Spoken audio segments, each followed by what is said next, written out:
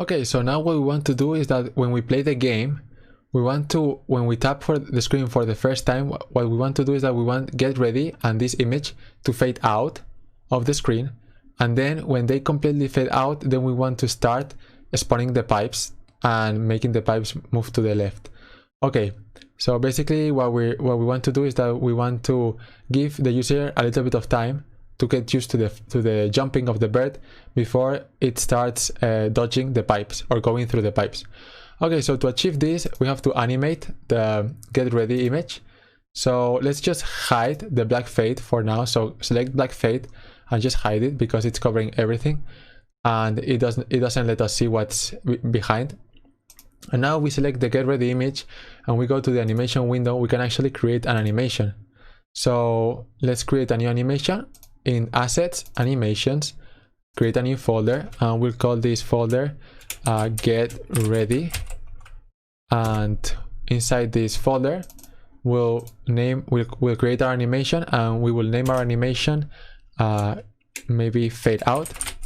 It's a good name. Okay, so now we have created the animation. We can go ahead and click this record the recording button and we can start making changes. So let's select the color and let's set it to 255 of alpha, and then after maybe 30 seconds we're going to move the white line to 0.30 and we're going to select the color and select the alpha to 0. Okay, so that's the simple animation. If we go to the animator view and double click on the fade out animation, we can uncheck the loop time here in inspector because we don't want the animation to be a loop. We just want to run once the animation. Okay, so we have that done, but as you can see, the get ready has vanished. If we go to the animation window, we can see that the get ready vanishes, but what about this other image?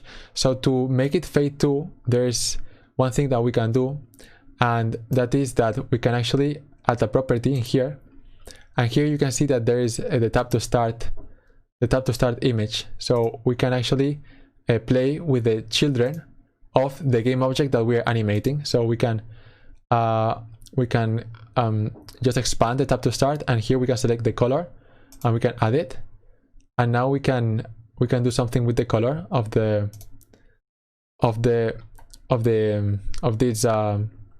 with the color of the child. So select the color of the child at 0.30.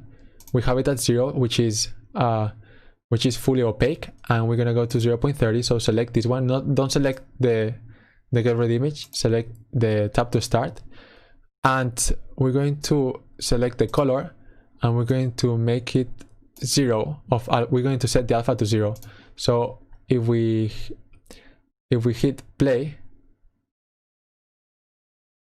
we should see how it changes. Okay, so it's not working because we were not in rec mode. We were not recording. So let's record, and now in recording mode we can actually change the alpha to 0. And now if we play, we can see that everything runs smoothly. In here the transparency should be 255. So at the start I'm just focusing on the color of the tap to start. So at the beginning it should be fully opaque, and at 0.30 it should be totally transparent. Alright, so now if we hit play, you can see that everything should work fine. Let me try to make it fully opaque. Okay, if it's not working, just select the last keyframe of the tap to start image and delete it, and then move the white line to where it says 0.30, and then change the color and make it transparent. Alright, so now it's working. Alright, so now both elements are fading out. That's perfect. Alright, so now we can stop recording, and we can see that this fading animation is not going to be a loop, so that's what we want. Alright, so we have the animation going on. So right now we're good. in the animator window, we're going to create a trigger so to tell this animation that we want it to fade out, because when we start the game, we don't want this animation to fade out, because we want the user to be the one who decides when this animation fades out, and the user will decide by tapping once on the screen. So when we start the game, what we're going to do is that we're going to, this game object is going to start in an empty state, and from that empty state is going to transition to the fade out animation. So how do we do this? Let me expand this a little bit. We're going to right click and create state empty, and now we're going to right click where it says entry, and we're going to select set state machine default state. So the default state is going to be the empty state, the new state, and from the new state we're going to transition to the fade out. So right click on the new state, make the transition to the fade out like this, and in our fade out and in the transition from the new state to the fade out, we have to edit the settings. So uncheck has exit time, fixed duration, set the transition duration to 0, and click here where it says the conditions, and we have no condition, so we need to create a parameter. So let's click here where it says in parameters, click the plus sign, and we're going to create a trigger, and we're going to call this trigger fade out.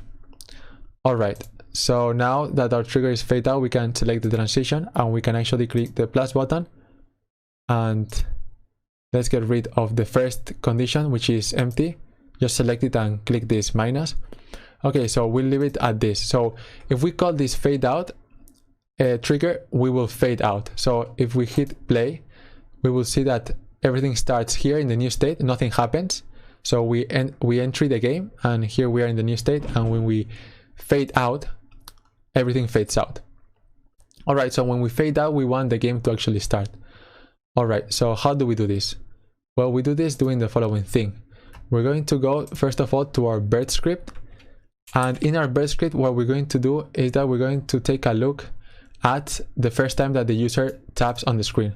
So the first time that the user taps on the screen, we call the column spanner, and we call the game manager game has started. So what we're going to do is that we're going to create a new method called void, and we're going to call this method on get ready animation finishes. So when the get ready animation finishes, we want to call these two methods. So command X, select them, command X, and inside this on get ready animation finished, on get ready anim finished, copy paste them. So now we have this method defined, and this is the method that we're going to call when the animation ends. And inside here we're going to set the trigger. We're going to set the trigger for the get ready animation. So the way we set the trigger is by actually creating a reference.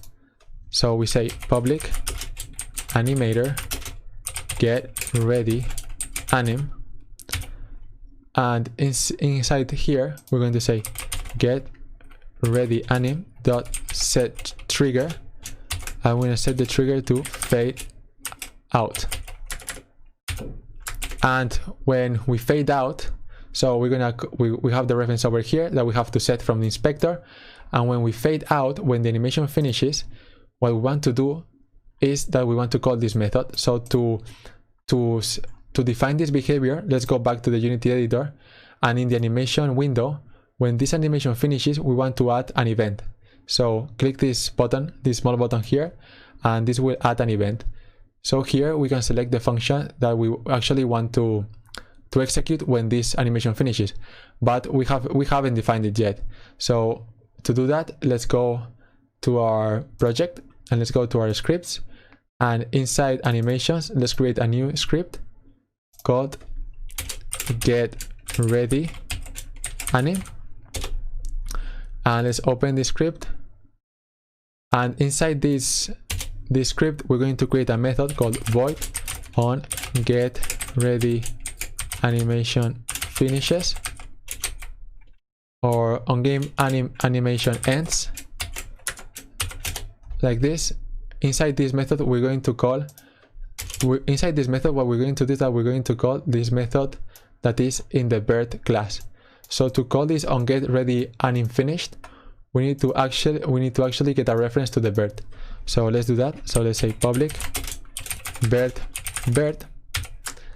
and in here we're going to say bird dot, and as you can see here, this is not a public method, so we need to make it a public method, the onGetReady animation anim finished. And now we can actually select the onGetReady animation finished.